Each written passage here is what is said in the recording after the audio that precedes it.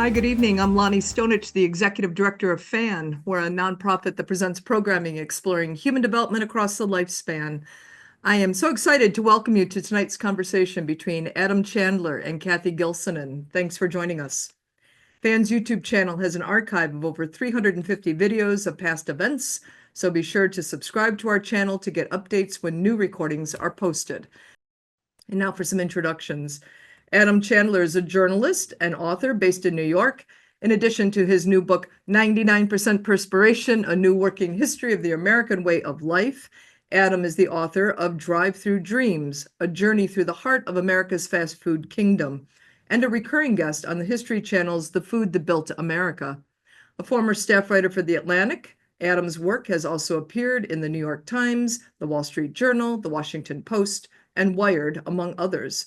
He regularly appears across television, radio, and digital platforms, including CBS Sunday Morning, NPR's Planet Money, Morning Edition, and Here and Now. Joining him is Kathy Gilsinan, the author of The Helpers, Profiles from the Front Lines of the Pandemic, and a senior editor at Puck News. Previously, she covered the Midwest for Politico magazine and was a senior editor and staff writer at The Atlantic, where she ran the international coverage before covering foreign policy and national security herself. Now let's welcome Adam Chandler and Kathy Gilsinan to FAN. Thank you so much, Lonnie. Hi, Adam. How you doing? I'm doing well. I'm doing well. Thank you for asking. I'm hearing like imaginary applause in my head right now, thinking that we've been introduced. I can sense it. You can sense it through the internet. Right. So So I wanted to start out by thanking Fan and Lonnie, and saying hey and congratulations on your book. Any opening remarks? You stole my line. I'm here to thank Fan as well. But in all seriousness, thank you to Fan and Lonnie. And part of why I feel like Fan is such an important sort of host for this event is because, you know, this book is about work, and this is about how work makes us lonely and isolated and kind of takes us away from our families and our communities. And it's organizations like this that foster a sense of community at a time where we really need it. And so I'm honored to be working with local bookstores and organizations like FAN because it's so important for us to connect to one another right now. And so I'm grateful to everybody who is hanging out on a Wednesday night, wherever you are. I'm in New York where it's really rainy, so I feel very cozy here in my most responsible sweater, and I'm looking forward to talking to you. I was going to say you're looking very responsible. Thank you. And speaking of connection and community and all these things, I should disclose to our audience that Adam and I are friends of long standing. So I do have a bias in that I am predisposed to like this book, but I will also say that I've read it and I do like it, but just control for, pre-existing affection and stuff like that. So given those long-standing ties of community and whatnot between the two of us, I actually wanted to start by asking you, I want to start before this book and start with this book. Wow. Which if you guys don't have this one, you're missing out. Obviously you wrote a book called Drive-Through Dreams, which was about fast food. That was your first book. I even remember when you got the book deal. It was very exciting. And now your second one is a little bit of a pivot. So just walk me through how'd you get from being the fast food guy to being the work guy? Or are you trying to be both guys simultaneously? Yeah, I'm trying to find the balance between the two. And first of all, despite the fact that we're friends, you were also my editor for more than a minute. And so you have called me out.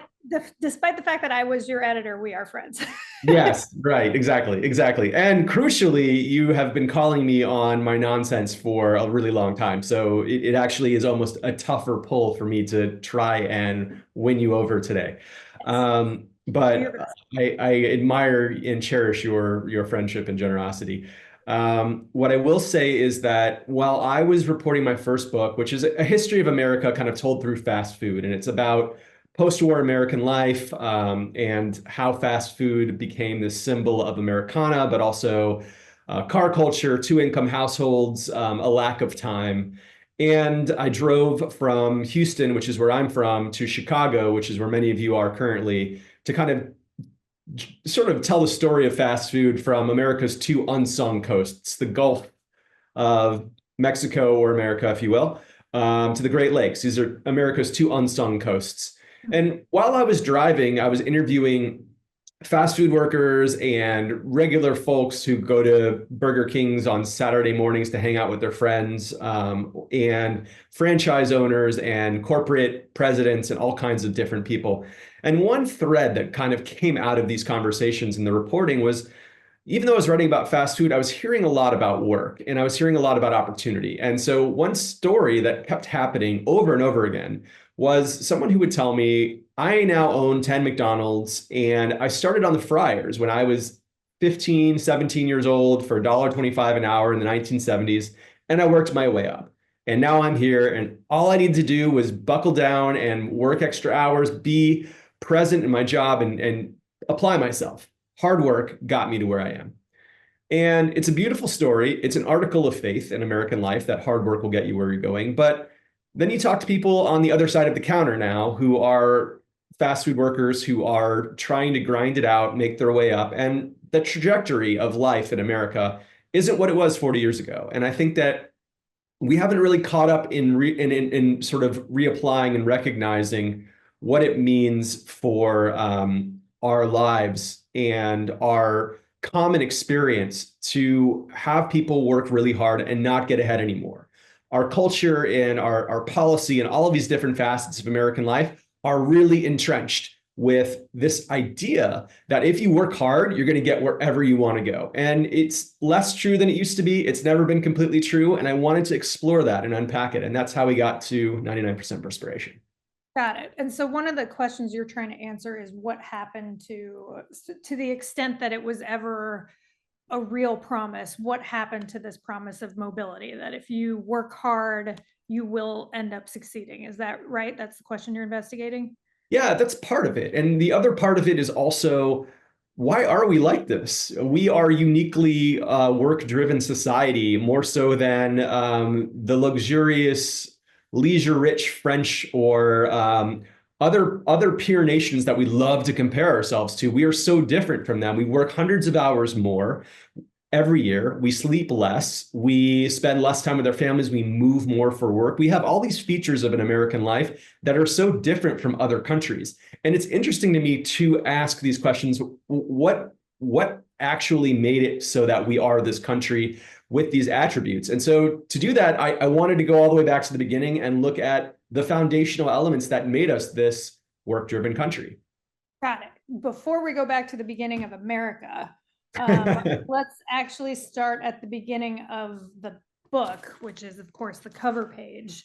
Now, this is I love this title. I think it's great. And this, of course, comes from the famous quote from your boy Thomas Edison, that, what was it, 99%, what was the result of 99% perspiration, 1% inspiration? Genius. Genius. Okay. Yes. Well, okay. But you'll see it as like wealth or success or all of these different, it's been kind of adapted and reattributed and sort of configured by various people. So the original quote was this, but now you'll see it on LinkedIn as like 11 different things. So okay. It's okay. The confusion makes sense. Okay, got it. And you have there's a little bit of a capsule biography of Thomas Edison in here. Can you tell us a little bit about this guy who we keep quoting and whose light bulbs we keep using? Right. Well, Thomas Edison is a genius, to be sure. And what's interesting about the Thomas Edison story as it kind of relates to America is that this is someone we uphold as a single maverick genius type person. And part of that is based on the fact that he was a central part of many major inventions. But what I wanted to do is kind of pick on him a little bit because he's held up as the most famous inventor in American life. At least up until the last 20 or 30 years, I would say, he didn't do it by himself. He had a mentor teach him telegraphy when he was a young boy, sort of running around the trains of Ohio. He had government connections and contracts. He benefited from our education system and research. He had people below him and around him whose efforts and intelligence and grit and hard work made his life-changing, world-altering inventions possible. And the light bulb is the key example of that.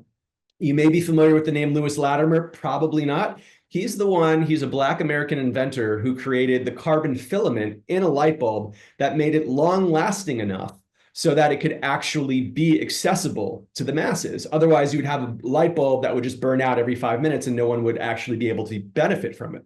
But it was his crack team of people around him that made the light bulb an invention. But we tend to just say it's Edison's light bulb. And that's a very individualistic approach to success and achievement. And that is a very American approach to success and achievement. Those two things are intertwined, the way that we are so individualistic and the way that we tend to ignore the work of communities. This is why I'm shouting out FAN, because it genuinely is part of a community effort to be educated, to have mentors, to have people share their ideas and take the time to teach you things that really make a difference in lives and the trajectory of humanity. And you mentioned almost sort of in your intro, like sort of in the same area, you do invoke the name Elon Musk. And obviously when this was written, Elon Musk was a bit of a different figure than he is today. But also as one of these avatars of like lone genius, work hard, be hardcore, and then great things will happen type people. Do you want to spend a few minutes on that and how he sort of embodies this myth that you're talking about? Absolutely. I mean, without ruffling too many feathers here, I will say that the story of Elon Musk is also someone who, of a modern era, he actually believes that Thomas Edison is the greatest inventor. He named his car Tesla instead of an Edison because, well, the real reason is marketing, but Edison was actually his preference. And Edison, he says, brought items to market, which is why he was better than Tesla. So he wants to be Edison. And he's also shares those attributes. There was a Washington Post report a few days ago that looked into how Elon Musk has $38 billion of government contracts and subsidies. These are all things that are funded by taxpayers. He managed to succeed in life in part because he inherited some cash from his dad, who ran an emerald mine. He's benefited from our education system and that the workers around him have come up from college research and government-sponsored R&D are all things that made his inventions possible. And we leave that out of the story. And, to put a modern spin on it, now he's slashing those very apparatus that made his success possible in a lot of ways. And so it's worth pointing out that he is this figure that, like Edison, is somebody who's achieved a lot, but not without a lot of help. And we tend to focus on the individual story. Right. So to stay on that, you're basically these two men in your book, and Musk doesn't play a big role in the book. He just is he's there in the beginning, I think. But these two men sort of symbolize what you're identifying as kind of a myth of American success. Again, like work hard, step one, work hard, step two, profit, basically. And what you're saying is there are a bunch of other factors that go into it. We're discounting community, we're discounting all sorts of measures of support, and thereby almost giving work too much credit, right? Right. And we're also discounting the millions and millions of people who work really, really hard and don't get by. That's Right. Another huge part of the story is the fact that there are tens of millions of people and have always been a lot of people working really hard who haven't been able to find, much less, riches and grand success and fame, basic stability. And that is something that undercuts the myth that we tend not to focus on. It is the truth that there are people who are working really hard and not getting ahead. And unfortunately, the focus on hard work brings up this element to success that makes it a matter of character. Either you work hard and succeed, or you didn't try hard enough and you failed. Failure is a matter of character in American life. And that's a big part of what the story of the book is. There's a lot of disillusion and shame and sadness around the fact that it's really hard to get by in America today, in part because we've been told all along, all you need to do is work hard. And if you didn't get there in the land of opportunity, then you must not have tried hard enough. And so it turns success and failure into a matter of character. And that makes it difficult. That makes it shameful for anyone to struggle or need help along the way, because we're supposed to be successful and self-reliant and hardworking, even if circumstances make it impossible for that success to actually come. And so there are a lot of reasons why this is problematic. I mean, by focusing on the individual, we overlook the systemic obstacles. You know, when I'm talking about the modern fast food worker versus the person who succeeded in the industry 30 or 40 years ago, that modern fast food worker is paying astronomical amounts in rent, is dealing with the cost of living and a healthcare system that doesn't provide. And it's not the same environment that it was to be an aspiring socially mobile person in 1979 than it is now. In that time frame, America's grown, the economy of America has grown over double since 1979. And workers have grown 64% more productive, but worker pay has only increased 17%, which is tiny. And if you are a person without a college degree or a person of color, your real wages have gone down over the last 40 years. And so when we talk about why success isn't possible, we tend to make it a matter of character instead of saying there are a lot of reasons why people aren't getting married as young as they used to, or becoming homeowners, or ascending the ladder. And it's not just a matter of personal grit or character or fortitude. It is a lot of other factors. Yes, and every book needs a good coinage, and yours here is I believe this is your coinage, the American Abacadabra, right? Yes.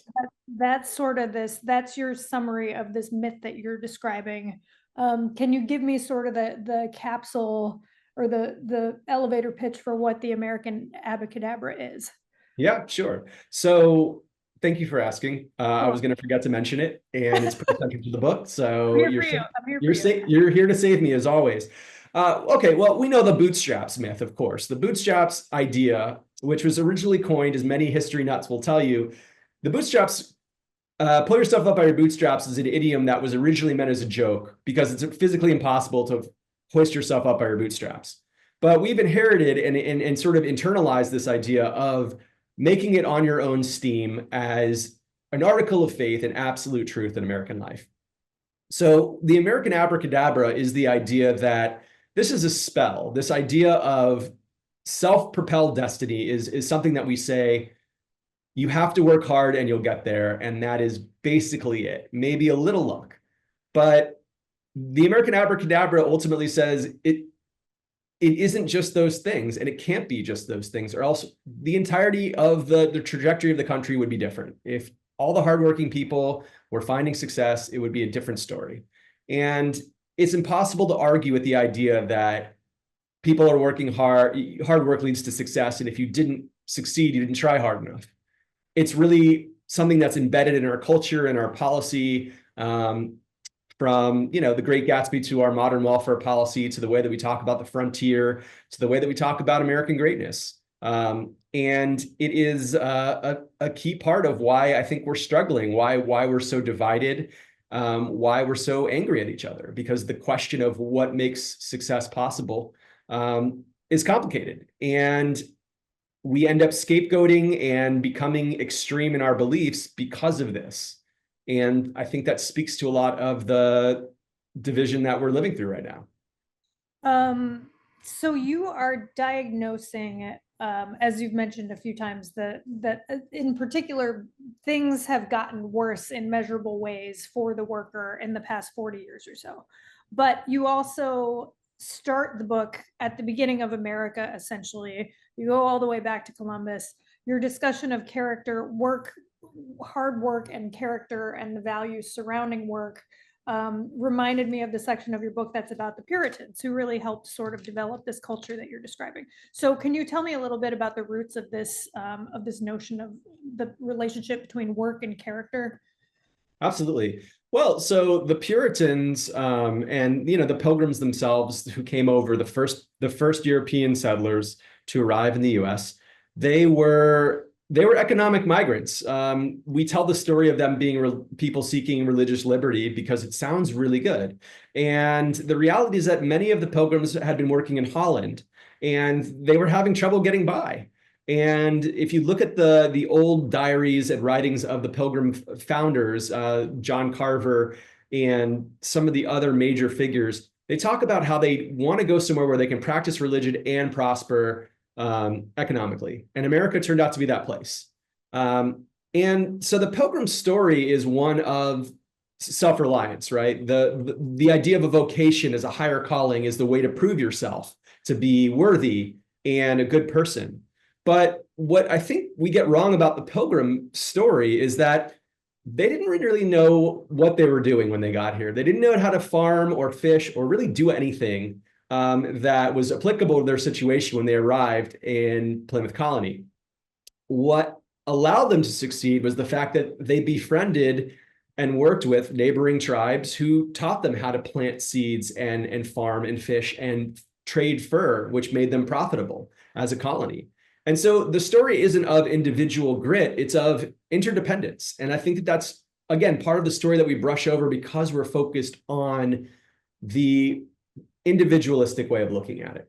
So that is one part of the story that is interesting. But looking at the founding of America broadly, and without getting into, I'm not a historian, but I spending a lot of time looking at the mythology around America is so fascinating because if you were a colonist in America in the 1750s, and someone asked you who discovered America, as an English citizen, as an English subject, you would say, oh, well, it was maybe John Cabot or Henry Hudson talking about English explorers who traversed over.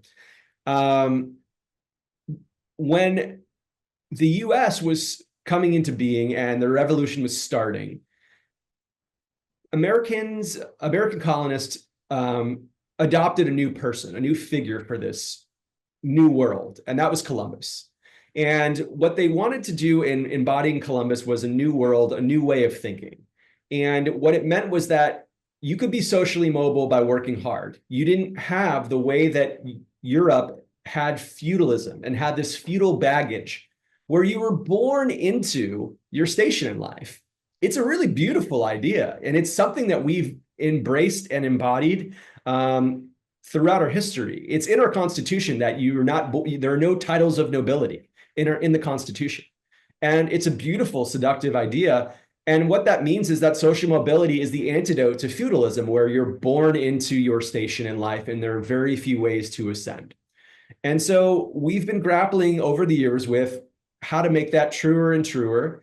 And there are forces that push and pull against it. And that's kind of the root of it. And it's fascinating because the myth making is so deep in our DNA around these concepts. And it's something that divides us a lot. And I find it interesting to look at the kind of counter narratives around it from the founders themselves, who weren't all equally united. They hated each other. Right. And they disagreed, and they had different religious experiences and folkways and political beliefs. And so those parts of the story are interesting too. It is interesting to think about sort of the recasting, like the origin story of the United States, as you're describing it, is one of essentially work. People came, like the first European colonists came here to work. Columbus came here, I guess, as part of his job, right? What was it about Columbus as a figure that sort of helped embody solidify the workism religion in early America?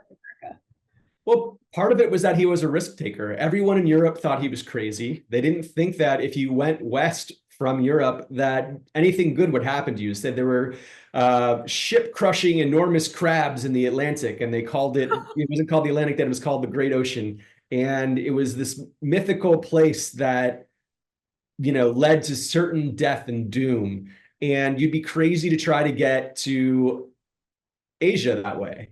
And he said, you know what? I'm going to do it. I'm going to do it. And that is kind of that off-roading American truck, Chevy Silverado kind of way that we are, unseen horizons, frontiers.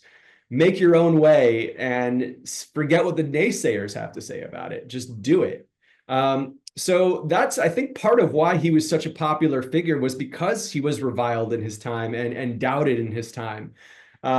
He wasn't a great person, by the way, but he was a figure that became a meaningful symbol for what a new world could be. And I think that that's what's so powerful about it is the way that it attached and the way that the colonists had this idea of how to come up with something that would be a foil to the old European way. And in that way, it is very seductive and beautiful. The American way is a beautiful and seductive thing. But also, importantly, take risks, go off road, whatever, and profit lies at the end of it, right? Yes, absolutely. Absolutely. Profit and gold and spices and trade. Okay. Yeah, yes. sorry. So while we're on the subject of major folks, towering figures in America's founding story, my favorite quote in the book is not the 99% perspiration quote, spoiler. It comes from a little somebody named Benjamin Franklin. Do you know what quote I'm going to pick? Without pains, there are no gains? No, it refers to a bird. Okay. Okay. Can I read it out loud? Because I don't think, you don't have your book in front of you, right? I have your book in front of me. I have it behind me. Okay. Oh, that's right. So Benjamin Franklin, this I didn't know. This I learned from your book.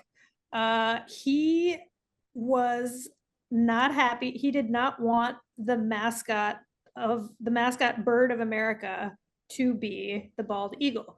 Why didn't he want it to be the bald eagle? Because bald eagles were lazy. He wrote, where is this? He wrote this to, I think, his daughter, maybe. He wrote, "I wish the bald eagle had not been chosen as the representative of our country. He is a bird of bad moral character. He does not get his living honestly." You may have seen him perched on some dead tree where, too lazy to fish for himself, he watches the labor of the fishing hawk, and when that diligent bird has at length taken a fish and is bearing it to its nest for the support of his mate and young ones, the bald eagle pursues him and takes it from him.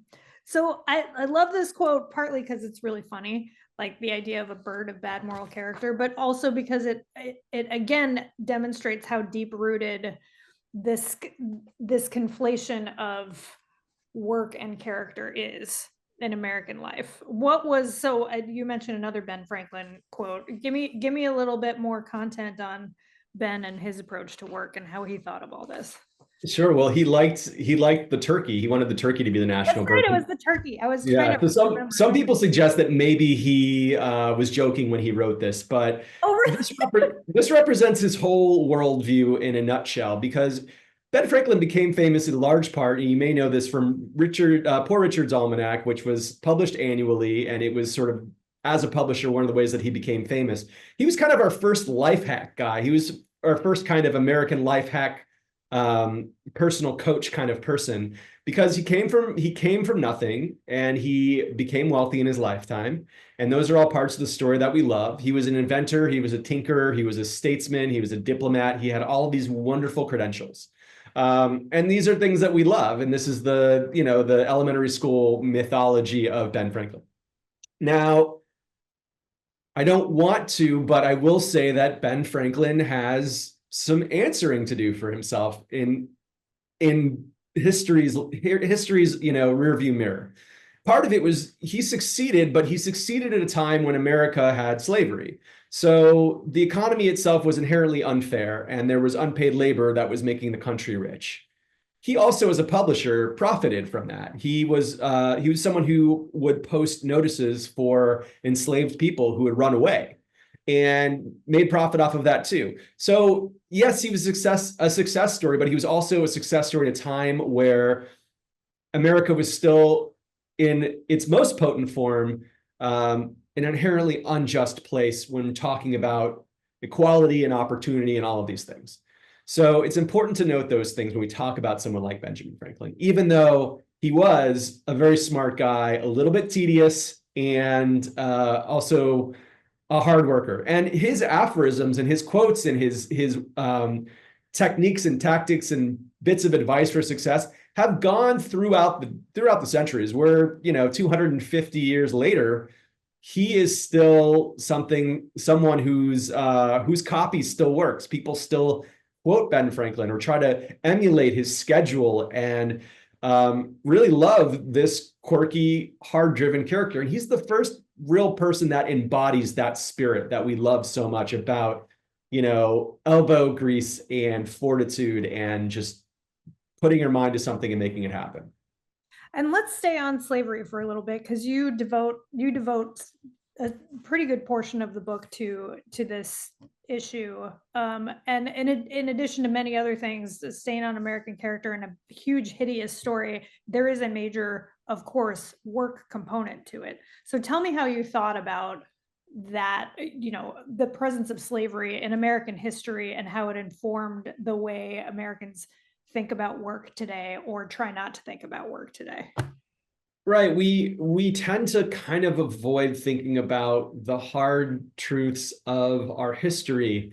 And that is something that manifests in the way that we're hard pressed to look at the hard truths of our current life, where there is so much economic inequality and despair. We are the richest country in the world, and baby formula is one of the most shoplifted items.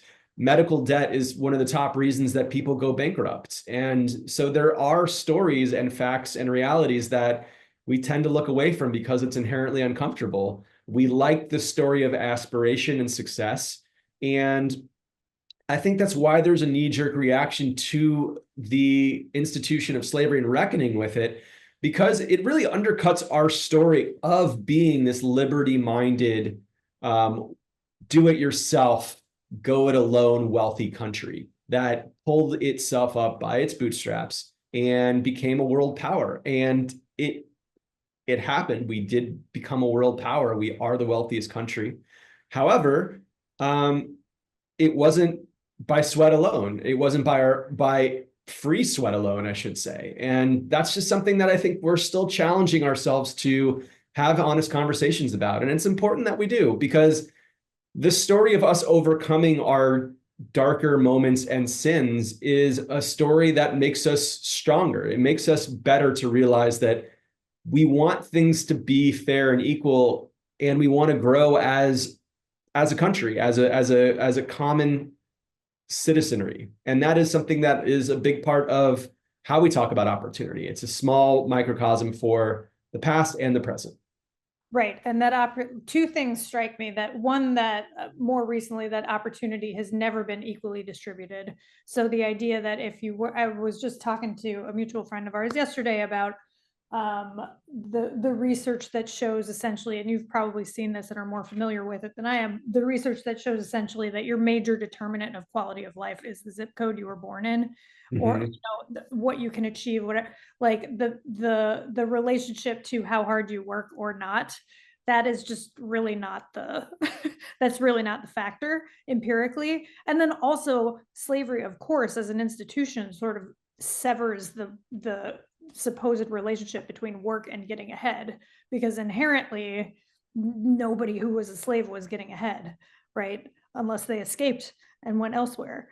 So that the historical content of this book is rich in helping establish just this notion of, the ideas that we talk about right now, that you and I have heard in the workplace ourselves about, well, this is not a job, it's a vocation, which is a convenient way to get you to work harder for less compensation.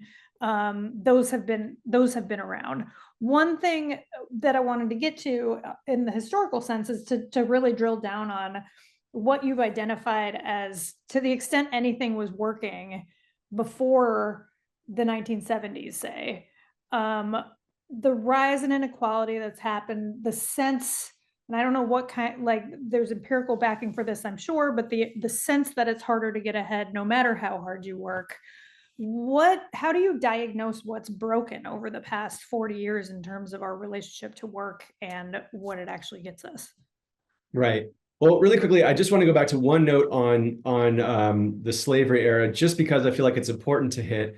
It's that we kind of think of slavery as localized to the South. And, as someone from Texas, my education was sort of formulated by the evasion of that responsibility. Texas itself became an independent country for 9 years and severed itself from Mexico because of slavery. And that's something that they leave out of the textbooks. But in the Northeast, slavery was everywhere in terms of not just, it lasted into the 1800s in the Northeast, but also textile mills in the North got the cotton from the South. The entire economy flourished everywhere in the United States because of slavery. So we tend to think about it as something as, in our imagination as being a Southern entity, but the entire country had benefited from it. And, I'm in New York, and Wall Street was built for the wall where slave trade happened. That's how it became the name Wall Street. And it's important to note those things. But anyway, moving forward with that spirit of how the entire country benefited from certain things that were dark, the country also benefited from things that were also great and beneficial. And so when we talk about American opportunity, I'm looking at something like after the Civil War, we had the Freedmen's Bureau, which invested a lot of money in rebuilding communities after the Civil War and building hospitals and giving recently emancipated people resources to find their way into a normal life to the extent that they could. And that's one example. But that also is something that in the GI Bill is the most potent example of how the government hasn't done things to invest in people to make opportunity and success more possible. After the Great Depression, we were electrifying rural areas, and we were focusing on building universities and improving transportation between cities and states so that commerce would flow more easily, but jobs and opportunity would go with it. So we've done a lot of great work over the years in investing. And that's what I think we can do again. And we've stopped doing that, essentially. We have examples more recently of efforts to modernize and improve our various systems and invest in people, but they didn't last very long. They didn't last as long as they needed to. And, during the pandemic, the extended child tax credit was an example of that, where we gave parents $250 to $300 a month. And this was made available to lower income families that previously weren't eligible for it. And we cut child poverty by over half during the pandemic because of this. And it said that childcare was work, and that staying at home to take care of children or an elderly family member or someone who has a disability was important work, and that it benefited the economy and should be paid. And we had these great pieces of evidence about what these things were doing. And unfortunately, we failed to have the political will to make that kind of thing permanent. And that's something I think would change the way that we interact with ourselves as a country and as communities, but also between citizens and government as opposed to individuals in government, the symbiosis there. But looking back at the period of time that where I think we feel the most nostalgia for is that post-war boom. Yeah. And the post-war boom had a lot of great things going for it. First of all, the rest of the world was in shambles. So all of our fellow countries that would be industrial competitors to us, they didn't have the means to compete with us. So we had basically a 15 or 20 year head start on a lot of them because of how unscathed we were by the war. So there was like an artificial magic around the post-war boom. But it was also the investments that we made during the Great Depression ultimately paying off, and the war effort, which benefited the economy. But it was also, and I would argue, perhaps controversially, union density. We had stronger unions where the average pay of a worker and the average pay of a CEO was maybe 20 or 30 times more. Now it is thousands of times more on the average. And it's important to think about that, because that's, I think, what we've gotten away from is a real understanding of how employees and workers can help dictate a business culture instead of having management and companies and huge conglomerates and really wealthy people dictate what business culture is in the country. And it's different here than it is in a lot of other places because of that.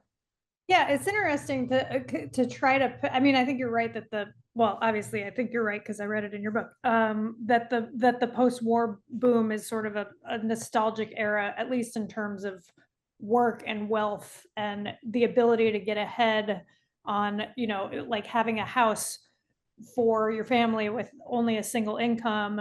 And there's that meme that goes around occasionally about the Simpsons. So I guess it was true even in the 90s that like Homer could be the sole breadwinner at the nuclear power plant and have that like pretty nice house in Springfield, wherever. Um, Right. He didn't graduate college. right. He didn't graduate college. That wasn't. So do you, so the things that have broken in the interim include, to your mind, sort of like the decline of unions. There is this rise, as you say, there's this gulf in inequality. Like, how did power and wealth start to accumulate so much more at the top? Is this a matter of deregulation? Is this what happened? Well, it's, a lot of people have written really smart economic driven books about what happened to us. And I get into a lot of the nuts and bolts of deregulation and the decline of unions and union power as being a central part of why we've moved away from really functioning in a country that has a robust middle class, and where opportunity feels like a given with, hard work, or more of a given with hard work. We're going the wrong direction. I would argue partially it's social. And I devote a lot of the book to looking at the social reasons why things feel so not just economically precarious, but socially precarious. And some of it is the decline of things like third places. It is civic groups and organizations and communities that have kind of been atomized, in part because they haven't been invested in, but also because work has overtaken a lot of our time in our lives. We're working more hours than we did in the 90s. And in the 90s, we were already working more than our peers. So that's less time to be plugged into family and friends and community. And it's also less time to really understand what other people are going through. Our communities are politically divided, but they're also economically divided more than they were 20 or 30 years ago. So, they have really fascinating studies about how basically 98, 99% of the country, you can go 5-10 days without meeting anybody or encountering anybody who has a different political affiliation than you, depending on where you live.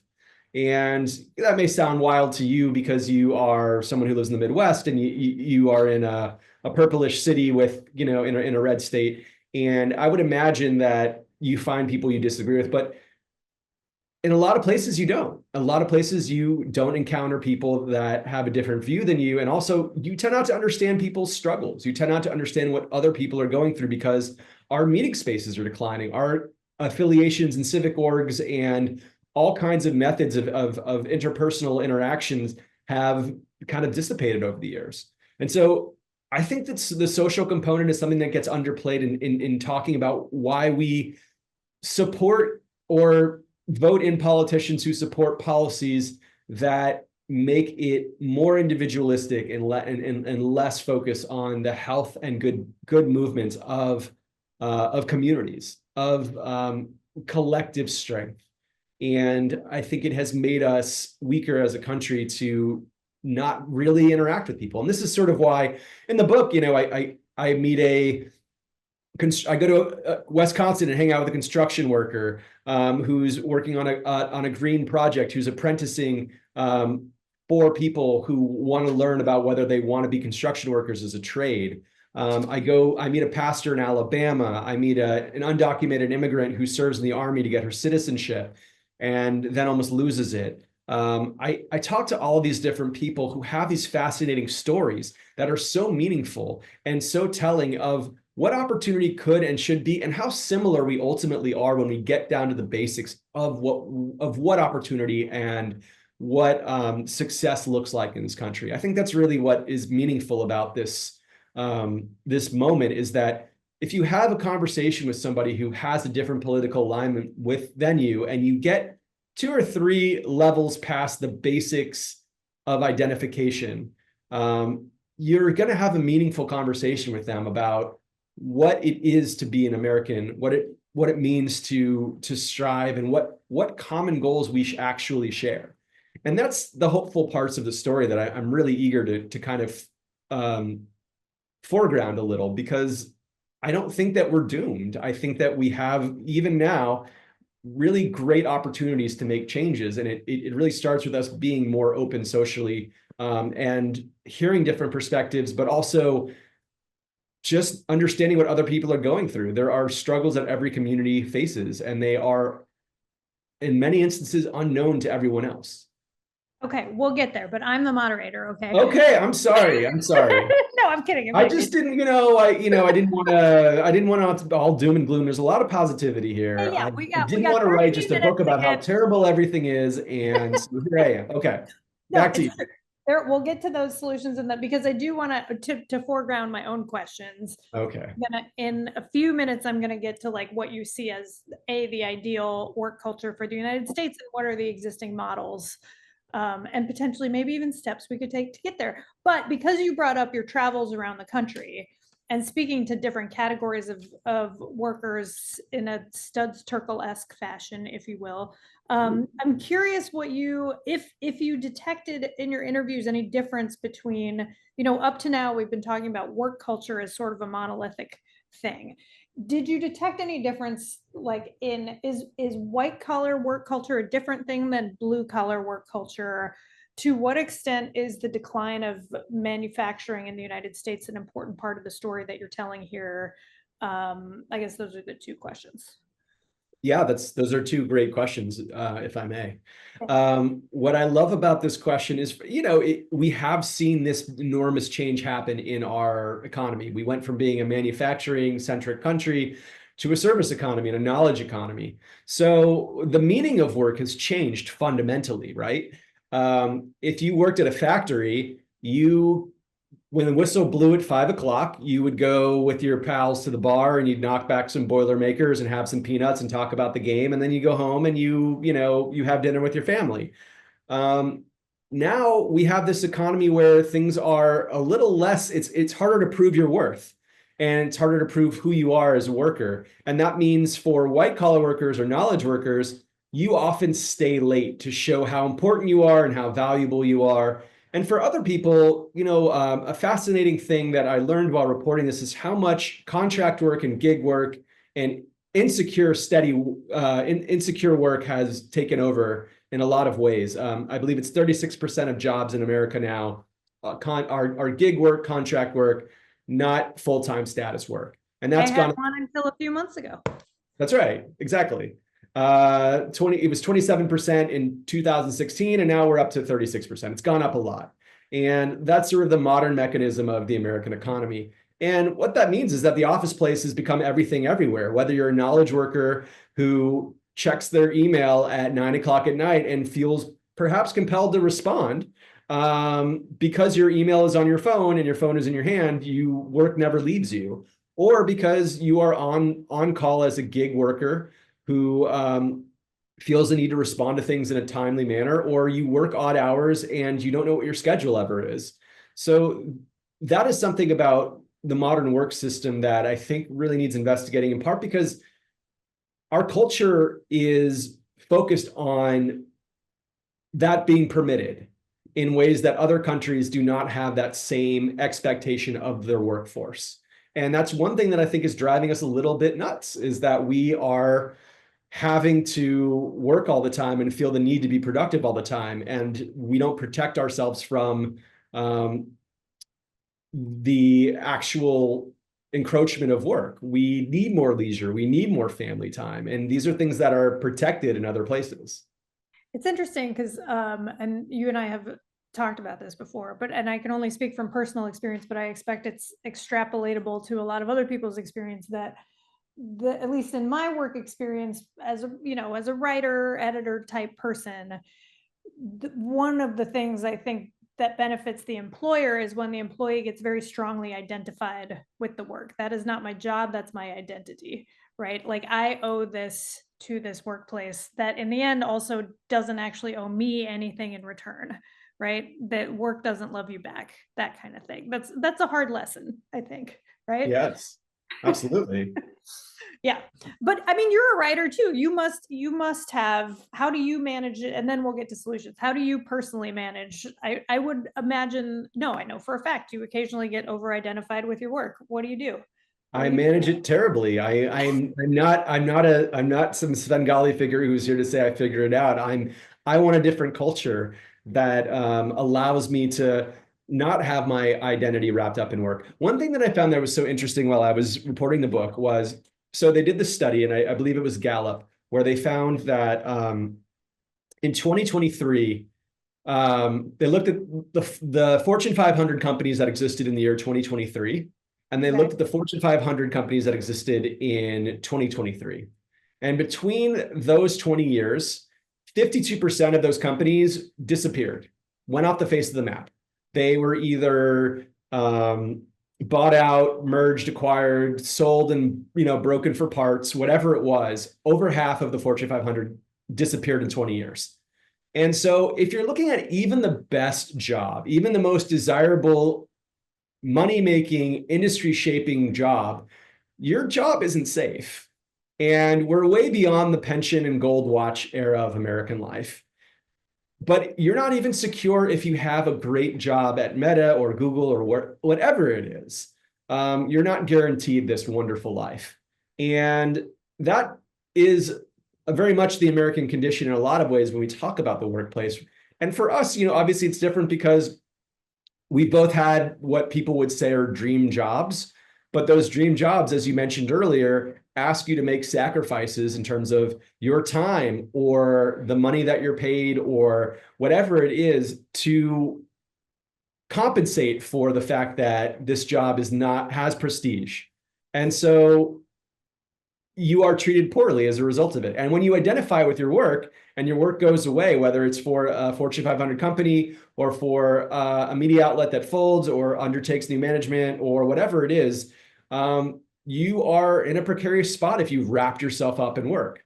And so I think that there's a place, again, and I'm just going to keep beating this dead horse, for community and your family and your friends to be more of a salient part, and your hobbies to be a more salient part of your identity that safeguards you from having work be everything that you are. And we define people by productivity here and by their status, and asking them, what do you do, constantly. And it is an American quirk. It exists in other places, but we really have it down to an art. It is also very interesting. And then I'm going to, before Lonnie steps in and makes us stop talking. It's an interesting, there are different work cultures I have noticed in different places, because in DC, for example, the cocktail party question is definitely, what do you do? And or who do you work for, and how can that person be useful to me? In St. Louis, where I currently live, disclosure to all my Chicago brethren out there, I'm a bigger fan of your pizza though. The question is, where'd you go to high school? So it's like a little bit chiller, but it's still, I think, and we don't have time to get into it, organized around some of the themes you describe. In a few minutes, sorry to only leave a few minutes, but you do spend some time on solutions. You have some analogous, you like some work-life protections in Europe. There's some other models that you look to that are not in America. Maybe some of them are in America locally. Anyway, tell me about models that you think work. Sure. Well, first of all, I think what's important to note is that when you look at other countries, and for this book, I spent some time in France for a lot of strange reasons, but a lot of editorially curious reasons. I got obsessed with the show Emily in Paris. I spent a lot of time talking about Emily in Paris in the book, yeah. Which she's a marketing ingenue from Chicago. We got Chicago to represent here. I also talk about the World's Fair a lot in Chicago. So let's just note that really quickly. But in France or in a place like Denmark, if you're at the office at 7 o'clock at night, it's not seen as heroic or that you're grinding it out for the greater good of the company or that you are a go-getter. It is questionable. It makes people wonder, is this the right person for this job? Are we understaffed? What inefficiency has led it to be that this person would still be at the office at this hour? And that is fascinating when you think about it, because I know from my movements in the workforce, back to when I was bartending and waiting tables or working in nonprofits or in journalism, showing your devotion to work by working long hours is the way that you demonstrate how important you are and how committed you are to cause, instead of having ambition be defined by, I have a rich life outside of the office place. And so in other countries, they don't have this kind of system in place. And in fact, they have safeguards to prevent that from happening. One of them is the right to disconnect, which is a really interesting thing that's taken off initially in France, but in a lot of different countries where, again, it's not rigid. It's based on working between workers and management, that if you are working at the office and you leave for the day, you are not obligated to respond to a text message, a Slack message, an email, whatever it is, after hours. And it's meant to build in this idea of a culture, of a working culture where you have separation and clear boundaries between work and not work. And that is something that has been written into law, not because they can actually enforce it all that credibly, but because it sets an idea of a culture where you have separation from your job. And I think that that's a really important thing. And so the idea of that is something that I think we could emulate. And it came up for a vote in California. They tried to pass it, and it never came to committee because it was seen as so ridiculous. But a lot of other countries have adopted it, and I think that that's just one small example. And I get into a lot of those other examples of things that we can do to improve not just work life, but everything in its relationship to work. And hi, Lonnie. And hi, Adam and Kathy. So I'm going to let you pause from working now as we segue.